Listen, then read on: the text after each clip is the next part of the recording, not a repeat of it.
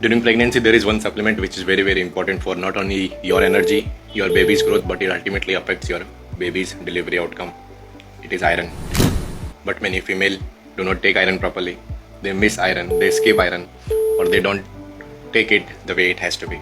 They fear it causes constipation, it causes abdominal pain, it causes acidity. Some even have a fear that iron tablets may cause the baby to be dark colored. Hi, I am Dr. Rajat and I in my practice see many patients who have got dizziness, weakness, fatigue, low energy levels, all because of iron deficiency anemia. Many females suffer this problem because in them anemia is not diagnosed properly, anemia is not treated properly, and iron is not given in a proper manner. By the end of this video, you will know how to take iron, why to take iron, how much to take iron, how long to take iron, and how not to take iron. What are the side effects of taking iron tablet, and what can you do to enhance the iron? Are there any supplements other than the iron tablets? Can we take iron injections? What is the role of blood in iron deficiency anemia? Before I come to the later part of the video, let me first go through most of the common queries which I encounter in my OPDs. How and when to take iron tablets in pregnancy? Normally, we do not advise women to take iron tablets in first trimester of pregnancy. In first 3 months of pregnancy, iron tablets should not be taken. Why iron tablets should not be taken in first 3 months of pregnancy is because in first 3 months of pregnancy, most of the females anyway have hyperemesis. There is increase in vomiting in pregnancy, and very few reports suggest that iron may have a teratogenic effect. So that is why we do not advise iron tablets in first 3 months of pregnancy. We start iron tablets after about 12-13 weeks of pregnancy when the vomiting has relatively settled. How iron tablet is taken? Earlier times, conventional times, when we used to study about 15, 20, 30 years back, we were told that ferrous sulfate is the most common molecule. Ferrous sulfate is a 200 milligram tablet which contains about 60 to 80 milligram of iron tablet, and it was told to us that iron tablet has to be taken before meals 2 or 3 times a day. That was a conventional wisdom. But in our routine practice, we do not advise iron tablets 2 or 3 times in a day in a normal pregnant women.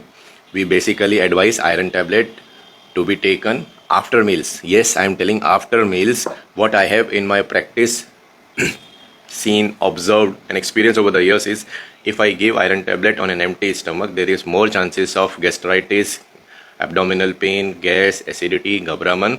So that is why I have started giving iron tablet after meals. Ferrous sulfate, instead of ferrous sulfate, I am giving a compound called as an ferrous fumarate, which contains again 52 milligram elemental iron or 80 to 80 milligram elemental iron depending upon the strength. But I normally in my practice prefer ferrous fumarate and I prefer it giving after lunch. Neither in the morning nor at night. I prefer it giving after lunch. I do not give it 2 or 3 times a day. I have never given it 3 times a day in female who has got severe anemia, about 5 gram, 6 gram hemoglobin. Only in those females I give it twice weekly.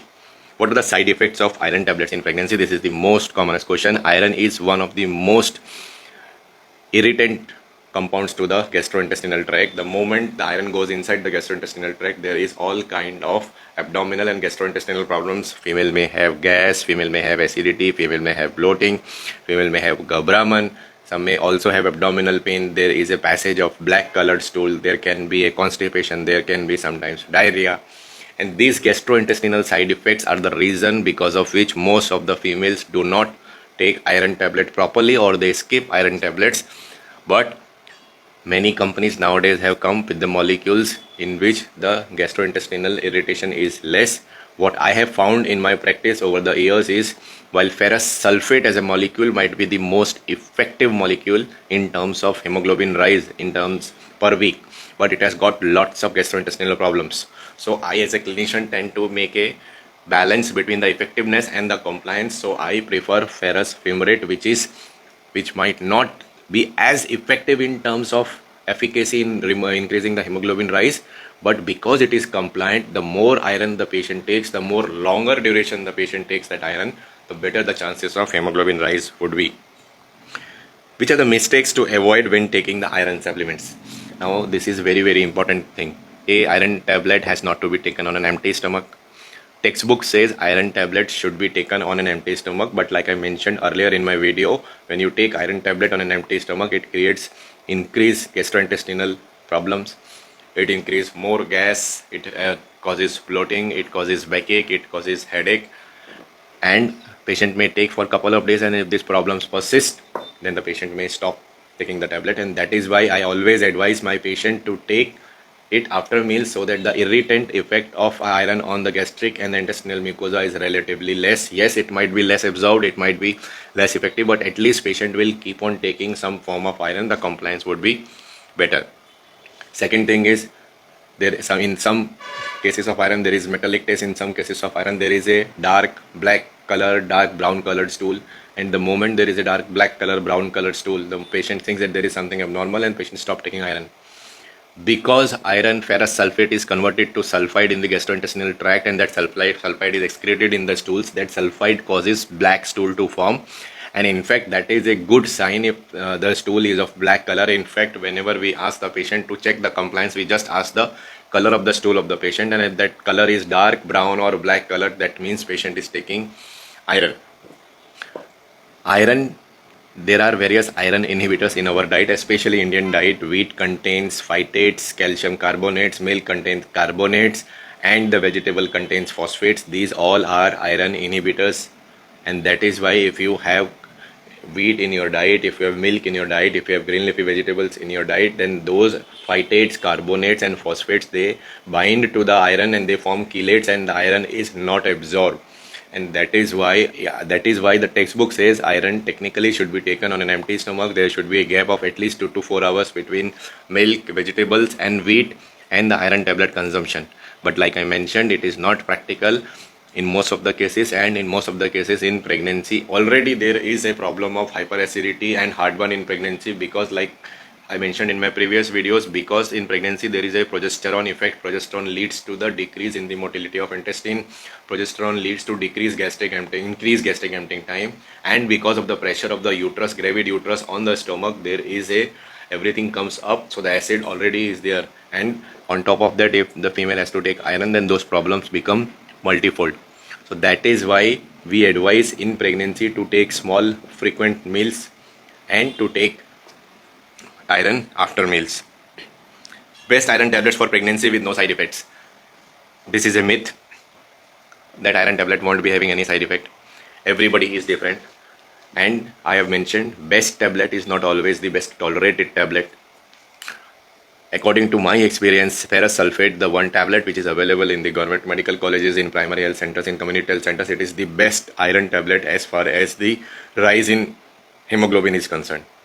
The tablet is available as a 200 milligram tablet which contains 60 to 80 milligram of elemental iron, and textbook says you have to take this tablet twice or thrice daily, but I prefer only one time a day because it causes plenty of side effects, gastrointestinal side effects. What I have over the year observed, that while I may put a casual disclaimer that I am not promoting any brand, but Levogen Z or Otrin, which contains, why I am saying Levogen Z and Otrin, because it is the worldwide available brand. It is most common, most trusted, and it has been there since decades.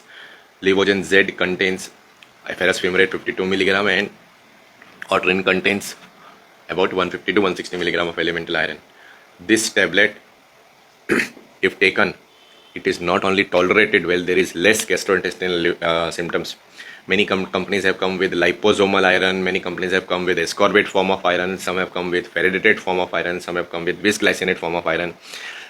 They just keep on changing the molecule of iron so that just in way that the iron is better absorbed with a relatively less chances of side effect. But I prefer only ferrous fumarate as a iron for increasing the hemoglobin in pregnancy, because it's time tested that it leads to minimal gastrointestinal side effect. Yet some females are very sensitive, even fumarate is not tolerated to them. In those cases, I don't give iron tablets at all. What I do in those females, I give iron injections, which I'll come to it in the later part of the video.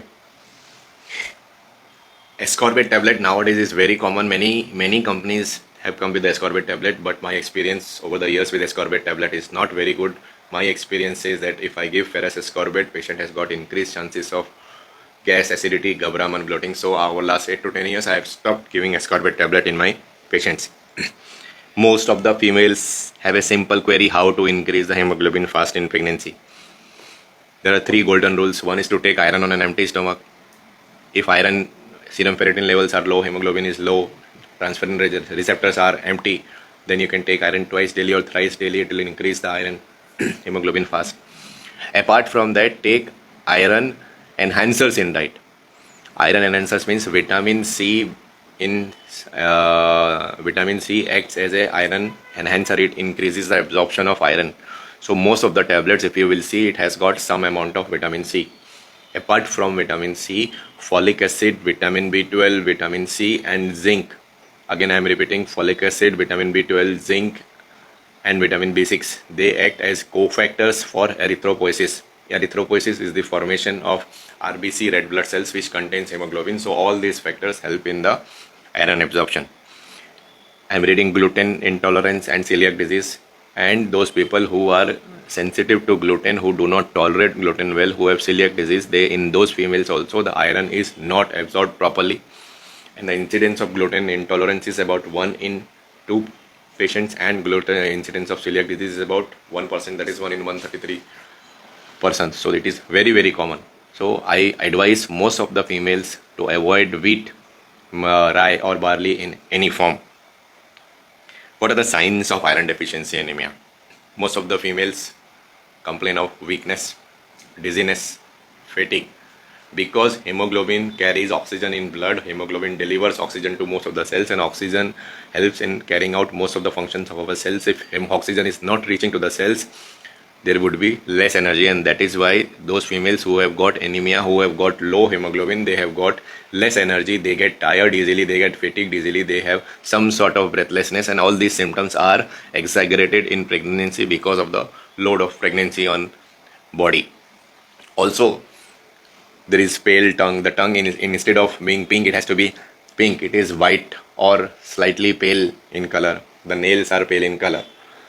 So these are the symptoms. But we are, rather than the symptoms of anemia, we are worried about the deadly complications. Almost all the complications, right from antepartum hemorrhage to postpartum hemorrhage to bleeding after delivery to recovery after recovery of wounds, whether it normal episiotomy or whether it is a cesarean section, it decreases in case of a anemia, and that is why it is very, very important to correct anemia before delivery. Taking vitamin C with iron tablets, I mentioned vitamin C is an iron enhancer. It increases the iron absorption in our diet. So that is why for those females who are having less hemoglobin, I always have a co-prescription along with iron tablet. One is vitamin C, zinc tablet, which can be chewed, which can be kept in mouth, which can be sucked. It has to be taken twice or thrice daily, 500 milligram tablet with 50 or 70 milligram zinc, and along with that, folic acid, vitamin B12, vitamin B6. Nowadays, sublingual and mouth dissolving tablets are available. So these help in the better increase in hemoglobin. Can I stop iron tablets in third trimester of pregnancy? WHO and our FIGO, Federation of International Gynec Obstetricians, they say that iron has to be taken for minimum 100 days in pregnancy. The requirement of iron is about 2800 milligram in pregnancy, not only for the female but also for the fetus. But because I have mentioned, because most of the females have got vomiting issues in pregnancy, they don't take iron, and once they start taking iron, those vomiting issues get exaggerated. They have increased gastrointestinal disturbances, and as a result, because of the fear, they stop taking iron because of the complications. So most of the females do not even take 100 days. What I tell, not only has iron to be continued till delivery, it has to be taken even 3 to 4 months after delivery. So if you're not able to take iron tablet well, maybe you can take iron tablets alternate day. Discuss with your doctor. First thing what I do is, I have got 10 to 12 different brands of ferrous fumarate at my listing. The important thing to note is every brand is different. Sometimes even the changing of brand works. If one brand of ferrous fumarate does not work to the patient, I decrease the dose of ferrous fumarate, change the brand, ask the patient to take iron tablet after meals. In most of the cases, these things work. These were the most common queries of the females who come to my OPD. Now let us discuss iron in relatively detail, while most of the points I have covered. First things, in first trimester of pregnancy, I won't give iron. Second, I start iron at about 12 to 14 weeks. I start iron with a 52 milligram ferrous fumarate, which contains zinc and folic acid also. If hemoglobin of patient is low, then instead of 52 milligram, I start with 80 or 90 milligram elemental iron. Again, ferrous fumarate is my de facto iron. If I say iron, that means I am giving ferrous fumarate only. I am in love with that molecule because that molecule is very, very, very well tolerated. I Normally, do not use ferrous ascorbate in pregnancy, while the results may say otherwise. But my experience over last 20 years is that females already they are very fussy in taking most of the tablets. Because of the pregnancy, there is a gastrointestinal disturbance in pregnancy. There is constipation, there is vomiting, and if I give an iron which increases those things, then the female may not take the iron. So that is why, and my experience with ascorbate is that it acts more on gastrointestinal tract to cause more diarrhea, more vomiting, more gastrointestinal disturbances. That is why I don't prefer ferrous ascorbate in pregnancy.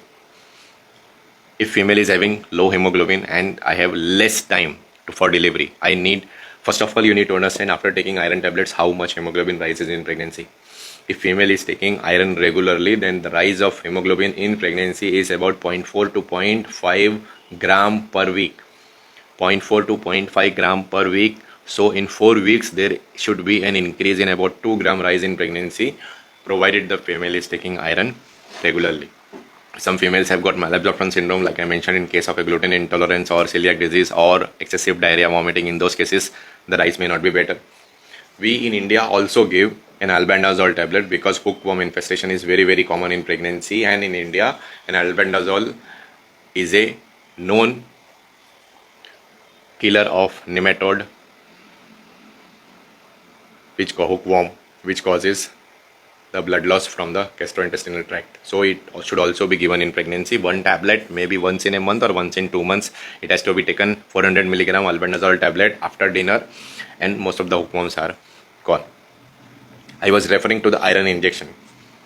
When we were studying, when we used to do residency, we used to give iron dextran. Nowadays, iron dextran is obsolete because it causes severe anaphylactic reaction. Then came iron sucrose. Iron sucrose can be given in 100 ml NS over 30 to 40 minutes.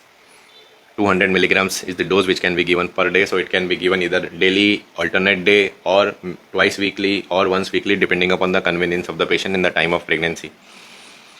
But while iron sucrose was way better than iron dextran in terms of anaphylactic reactions, but still 1 in 1000 patients may end up in reactions. Since last 8 to 10 years, ferric carboxymaltase FCM is available. It can also be given in 100 ml. It can also be given in 500 ml. 500 milligram injection can be given at the same time, while 750 milligram injection is also available. 1000 milligram is also available. The advantage of FCM is that we can give more iron.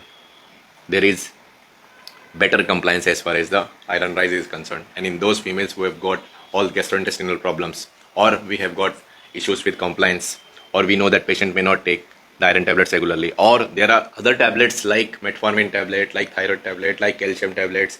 There are many tablets if you she's already taking. So if you want to reduce one tablet, we can give iron injection in pregnancy. Few females think that iron injection is better than iron tablets. While in terms of weekly rise of hemoglobin, if the patient is taking iron tablet regularly, then the percentage rise of hemoglobin per week is almost similar in both iron tablets and iron injections. The only advantage with iron injections is that we can overload more iron at the same time and with less gastrointestinal side effects. And more overloading of iron means in 15 days we can get about 2 to 3 grams of hemoglobin rise. While that is not a miracle, but the only issue is in most of the cases the compliance of females is not there.